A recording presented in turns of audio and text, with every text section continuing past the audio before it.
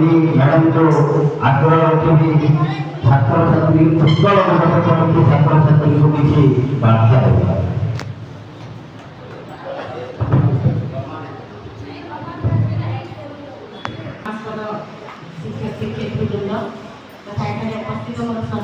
छात्र छात्री समस्त को आज पवित्र उत्कल दिवस में मोर हार्दिक स्वागत।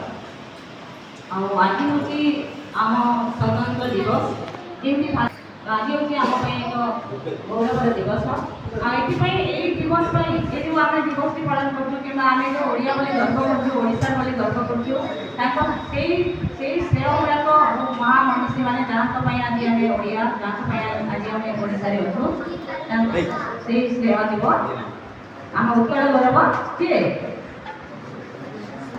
मधुसूदन दास को सभापति बहुत सभा समिति बहुत प्रचेषा से आज आमको स्वतंत्र प्रदेश प्रदान कर अवदान आम बहुत अनेक अच्छे सहित आहरी अनेक महामनीषी अच्छा जो आम किए गोपबंधु उत्कलमणि गोपबंधु दास तापर आमर महाराज कृष्णचंद्र गजपति राजा सुफल देव समस्ते जो बहुत परिश्रम कर आज आमको ये जिला की आगे सहित सन्मबल गौरीशंकर नायक का नाम शुणी से किए उत्कल दीपिकार प्रतिष्ठाता उत्कल दीपिका उत्कल प्रसंग एसबू जो मैंने पत्रिका छपा जाता ये छपा जाता जे आम ओडिशार ओडिया भाषा को स्वतंत्र भाषा परिणत करने एवं आमको एक स्वतंत्र राष्ट्र आम स्वतंत्र राष्ट्र अधिवासी होगा प्रचेषा चलता आगर कौन था जो आम 1568 मसीहा रु 1936 मसीहा पर्यंत ओडिशा अन्य मान अधीन था इंग्रेज मान अधीन था आम जो पड़ोसी राज्य गुड़ाक बंग बिहार ये विभिन्न राज्य ओडिशार अनेक अंचल मिसी बुझल तो से सब को मैंने आम गोटे राज्य करने प्रतिष्ठा बहुत अच्छी पत्र पत्रिका मध्यम बहुत चेष्टा करें आज बड़े आम आज ओडिया में पारे तो आसतु आस आम समस्ते आज से महामनीषी मानकर उद्देश्य श्रद्धांजलि ज्ञापन करवा एवं व्यक्तिगत प्रणाम कर नीति आदर्श आम अनुप्राणित हुए निजक आदर्श मनीष रूपे गढ़ी धन्यवाद देवी श्रीयुक्त पुजारी सार को एवं अनुरोध रखिए जे कार्यक्रम को आगे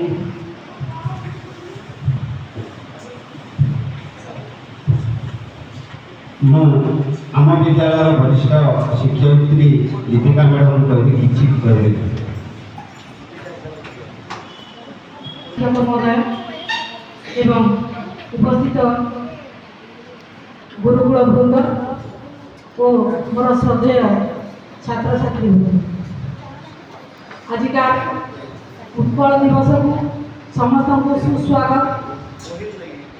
आमे ओडिया आम भाषा ओडिया आमे ओडिया जातिर गौरव आज मानंत कहले शुणिच उत्कल दिवस उत्कल माने कौन ओडिशा ओडिशा को पूर्वर उत्कल कहला उत्कल दिवस उत्कल प्रदेश आम उत्कल मातार दिवस जेतेबेले ओडिशा स्वतंत्र प्रदेश गठन होई नथिला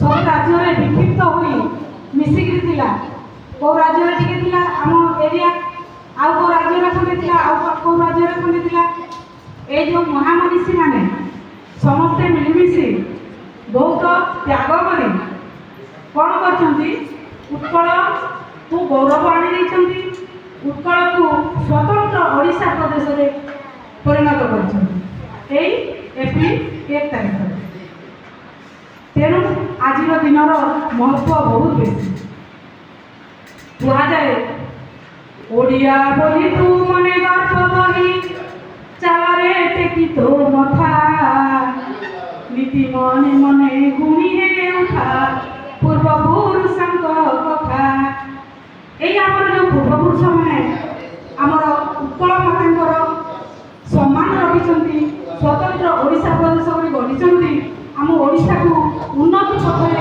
आगे नहीं से माने चिर नमस्ते ए राहुल सब सम्मान देवा एवं ସବୁଠାରୁ ଇମ୍ପୋର୍ଟାଣ୍ଟ କଥା ହେଲା ତାଙ୍କ ଜୀବନୀ ପଢ଼ି ତାଙ୍କଠୁ ଆମେ କିଛି କିଛି ଶିଖିବା, ଆମେ ମଧ୍ୟ ଭଲ ମଣିଷଟିଏ ହେବା। ଥରେ ଗୋଟେ ବିଦ୍ୟାଳୟକୁ ପରିଦର୍ଶନରେ ଯାଉଥିଲେ ଅଫିସର, ପଚାରିଲେ what is M of your life. ସମସ୍ତ ପିଲାଙ୍କୁ ପଚାରିଲେ what is M of your life. ପିଲାମାନେ କହିଲେ ଟୁ ବି ଏ ପୋଲିସମ୍ୟାନ୍। ଯିଏ ଯାହା କହିଲେ ଗୋଟେ ପିଲା ପଛରେ ବସିଥିଲା, ତାକୁ ପଚାରିଲେ ହ୍ୱାଟ୍ ଡୁ ୟୁ ୱାଣ୍ଟ। ସେ କ'ଣ କହିଲା ଶୁଣିଛ? ମୁଁ ଗୋଟେ ଭଲ ମଣିଷଟେ ହେବି କହିଲା। ଆମର ଓଡ଼ିଆ ଭାଷାରେ କହିଲେ, ସମସ୍ତେ ଇଂଲିଶରେ କହୁଥିଲେ, ସେ ଓଡ଼ିଆ ଭାଷାରେ କହିଲା ମୁଁ ଗୋଟେ ଭଲ ମଣିଷଟେ ହେବି କହିଲା। ତାই ଖୁସିରେ ପୁରା କୁଣ୍ଡେଇ ପକେଇଲେ। ସେ ଯାହା ବି ହୁଅ, ତମେ ଯୋଉ ପୋଷ୍ଟ ପୋଜିସନରେ ରୁହ, ପ୍ରଥମେ ଗୋଟେ ଭଲ ମଣିଷ ହେବ। ଗୋଟେ ଭଲ ମଣିଷର ଯାହା ଯାହା ସୁଗୁଣ ରହିବା ଉଚିତ ସେଗୁଡ଼ିକୁ ଧାରଣ କରିବା, ନିଜେ ନିଜକୁ ଅନୁଧ୍ୟାନ କରିବା। କ'ଣ ଆମ ଭିତରେ ଦୁର୍ଗୁଣ ଅଛି, କ'ଣ ଆମ ଭିତରେ ନେଗେଟିଭ୍ ପଏଣ୍ଟ ଅଛି, କ'ଣ ଆମ ଭିତରେ କିଛି ଭୁଲ ଭଟକା ରହିଯାଉଛି, ଅନୁଧ୍ୟାନ କରିବା ଏବଂ ସେଇଟାକୁ ଦୂରେଇ ଦେଖିବା ପାଇଁ ଚେଷ୍ଟା କରିବା। ଯେତେବେଳେ ଆମେ ନିଷ୍ପତ୍ତି ନେଇଯିବା ଯେ ମୁଁ ଅନ୍ୟାୟଠୁ ଖରାପ ଦୁର୍ଗୁଣଠୁ ଦୂରେଇ ରହିବି, କାମ କ୍ରୋଧ ଲୋଭ ମୋହ ଅହଂକାର ବହୁତ କିଛି ଥାଏ, ସେଇଠୁ ଦୂରେଇ ରହିବି ଏବଂ ଭଲ ମଣିଷଟିଏ ହେବି, ସୁଗୁଣ ଧାରଣ କରିବି, ମୋ ମା ବାପାଙ୍କ ନାଁ ରଖିବି, ମୋ ବିଦ୍ୟାଳୟର ନାଁ ରଖିବି, ମୋ ଜିଲ୍ଲା, ମୋ ଓଡ଼ିଶା, ମୋ ଉତ୍କଳ ମା, ମୋ ଭାରତ ମା ସମସ୍ତଙ୍କର ନାଁ ରଖିବି। You can do everything. ଯାହା ତମେ ମନରେ ନିଷ୍ପତ୍ତି ନେବ, ଯାହା ଲକ୍ଷ୍ୟ ରଖିବ, ତାହା ତମେ ନିଶ୍ଚିତ। ଯେବେ ଆଶା ଉଚ୍ଚ କର ଆଗେ ନିଜ ମାତୃଭାଷା କୁହାଯାଏ। ଆମ ମାତୃଭାଷା କ'ଣ? ଓଡ଼ିଆ। ଓଡ଼ିଆରେ ଆମେ ପ୍ରଥମେ ପୂର୍ଣ୍ଣତା ହାସଲ କରିବା। ଶ୍ରବଣ କଥନ ପଠନ ଲିଖନ ଯେଉଁ 4 ପ୍ରକାର ଅଛି ମାଧ୍ୟମ ଭାଷାକୁ ଗ୍ରହଣ କରିବା ପାଇଁ, ସେଇ ସବୁକୁ ଆମେ ଗ୍ରହଣ କରି ପ୍ରଥମେ ଓଡ଼ିଆ ଭାଷାରେ ଟ୍ୟାଲେଣ୍ଟେଡ୍ ହେବା, ଟପ୍ ହେବା। ବହୁତ ବଢ଼ିଆ। ତୁମ ଓଡ଼ିଆ ଭାଷାରେ କହିବାକୁ ହେଲେ ତୁମ ଅନର୍ଗଳ କହିଯାଉଥିବା ଉଚିତ, ଲେଖିବାକୁ କହିଲେ ବହୁତ ପେଜ ପେଜ ଲେଖି ଯାଉଥିବା ଉଚିତ। ଶୁଦ୍ଧ ଭାଷାରେ ଯିଏ କହି ଜାଣୁଛି, ଯିଏ ଲେଖି ଜାଣୁଛି, ନିଜର ଭାବକୁ ମନର ଭାବକୁ ପ୍ରକାଶ କରିପାରୁଛି, ସିଏ ହିଁ ହେଉଛି ପ୍ରକୃତ ଓଡ଼ିଆ, ସିଏ ହିଁ ହେଉଛି ଜ୍ଞାନୀ। ତେଣୁ ଆଜିକା ଦିବସରେ ଆମେ ସମସ୍ତେ ମନ ଭିତରେ ଚିନ୍ତା କରିବା ଯେ ଆମେ ଗୋଟେ ଗୋଟେ ଭଲ ମଣିଷ ହେବା। ମଧୁସୂଦନ ରାଓ, ମଧୁସୂଦନ ଦାସ, ଗୋପବନ୍ଧୁ ଦାସ, ଫକୀରମୋହନ ସେନାପତି, ଏମାନଙ୍କର ଲେଖା ସବୁ ପଢ଼ିଛ, ସେଥିରୁ କିଛି ଶିଖିଛ କି ନାହିଁ? ତାଙ୍କ ଜୀବନୀ ପଢ଼ିବ, ତାଙ୍କ ଲେଖା ସବୁ ପଢ଼ିବ, ତାଙ୍କ କଥା ଜାଣିବ, ଶିକ୍ଷକ ଶିକ୍ଷକଙ୍କ ଦିନରୁ ଶିଖିବ, ଜାଣିବ ଏବଂ ନିରବରେ ଯାଇ ଘରେ ଚିନ୍ତା କରିବ। ହ୍ୱାଟ୍ କ୍ୟାନ୍ ଆଇ ଡୁ, ମୁଁ କ'ଣ କରିପାରେ।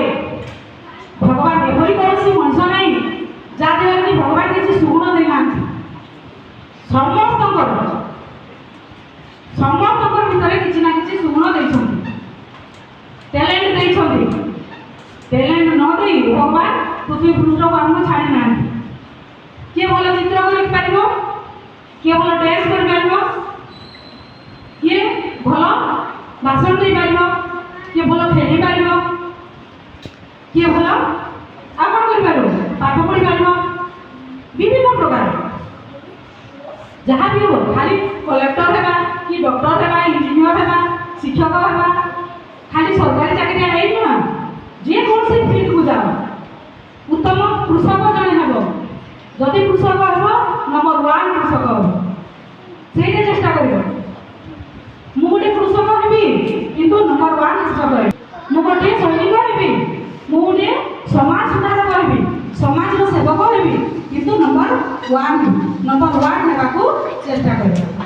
ଉଚ୍ଚ ହେବା ପାଇଁ ଯେତେବେଳେ ଆମେ ଚେଷ୍ଟା କରିବା, ସେତେବେଳେ ନିଶ୍ଚୟ ଉଚ୍ଚ ବନିଯିବା। ତ ୟୁନିଭର୍ସ ଆମକୁ ହେଲ୍ପ କରିବ, ସାହାଯ୍ୟ କରିବ ହେଲା। ତେଣୁ ବଦମାସି ଛାଡ଼ିବା, ଶିକ୍ଷକ ଶିକ୍ଷକଙ୍କ କଥା ମାନିବା, ଭଲ ପାଠ